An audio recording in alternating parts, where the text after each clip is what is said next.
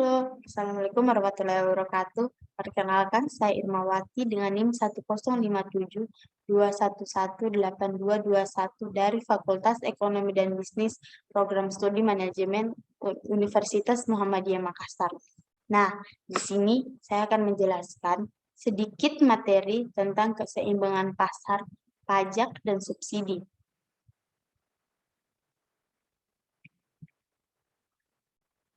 Nah, agenda materi yang akan saya bawakan yaitu terbagi menjadi 4. Yang pertama, pengaruh pajak. Yang kedua, fungsi permintaan dan fungsi penawaran. Yang ketiga, pengaruh pajak proporsional. Dan keempat, subsidi. Nah, kita masuk pada pembahasan yang pertama yaitu pengaruh pajak.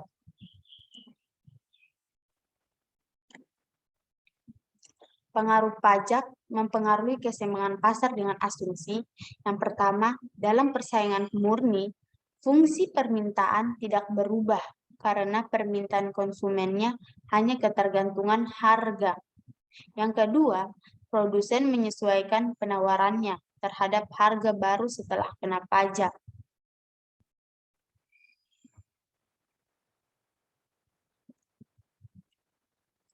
Nah, pengaruh pajak per unit atau spesifik.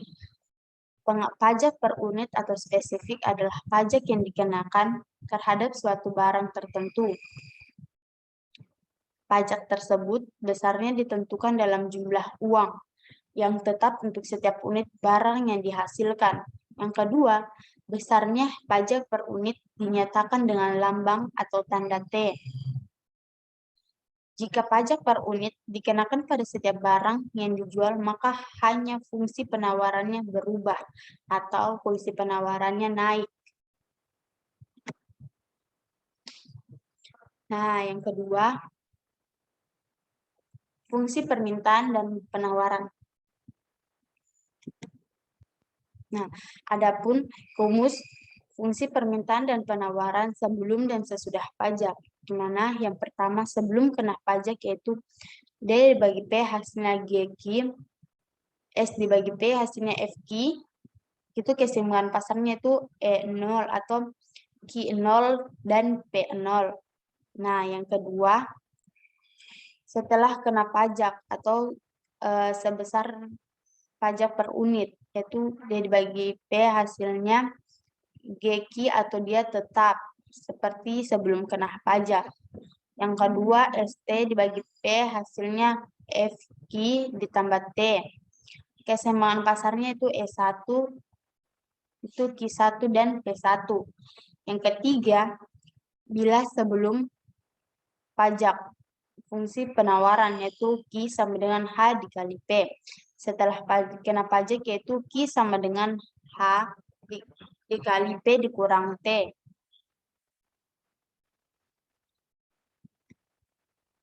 Nah, kita masuk pada perhitungan pajak, di mana perhitungan pajak ini terbagi menjadi 5.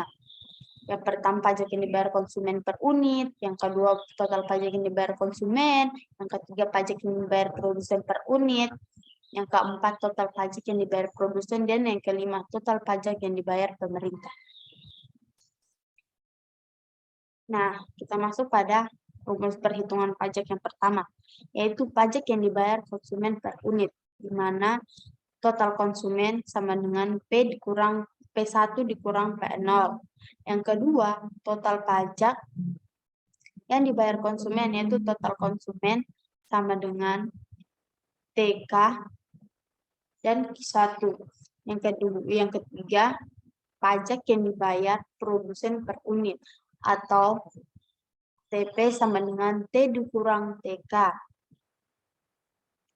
Yang keempat, total pajak yang dibayar produsen, yaitu TP total produsen sama dengan total produsen dikali Q1. Yang kelima atau yang terakhir, total pajak yang diterima pemerintah, yaitu T sama dengan Q1 kali T. Nah, berikut ini merupakan gambar grafik pengaruh pajak bagi keseimbangan pasar. Kita masuk pada pembahasan ketiga, yaitu pengaruh pajak proporsional. Pengaruh pajak proporsional merupakan pajak yang besarnya sekian persen dari harga barang. Biasanya ditulis dengan simbol R.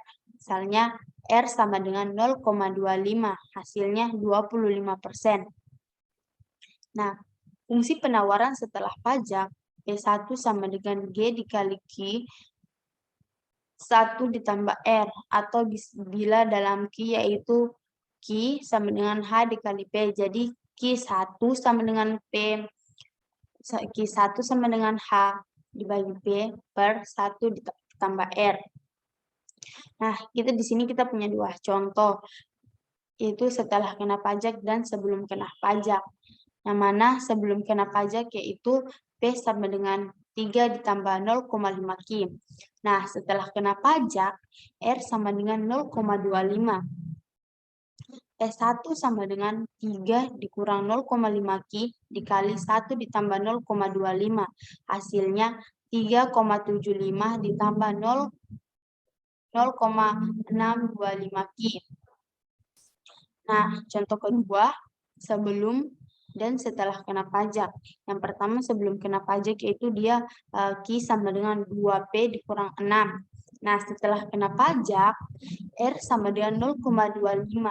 1 ditambah R hasilnya 1,25, di mana Q sama dengan 2, P per 1,25 kurang 6.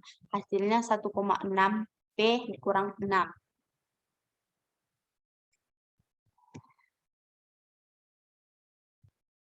Nah, pembahasan yang ketiga yaitu subsidi.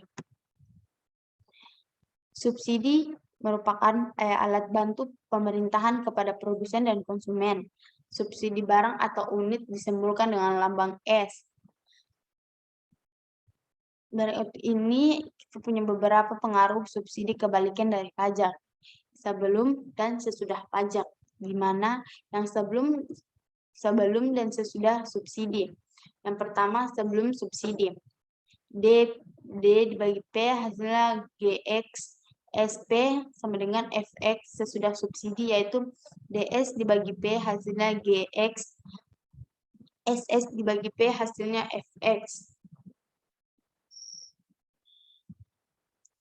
Nah, kita mempunyai 5 perhitungan besar subsidi. Yang pertama subsidi bagi konsumen, atau dilambangkan SK sama dengan P0 dikurang P1. Yang kedua, total subsidi bagi konsumen, SK sama dengan X1. Yang ketiga, subsidi bagi produsen, yaitu SB sama dengan S dikurang SK. Yang keempat, total subsidi. Total subsidi bagi produsen, yaitu SP sama dengan X1. Yang kelima, atau yang terakhir, total subsidi dari pemerintahan, yaitu S sama dengan X1.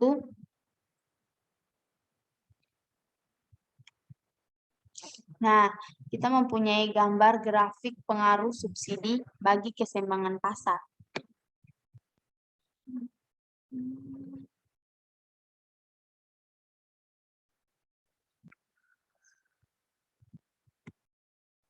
Nah, sekian penjelasan materi singkat dari saya.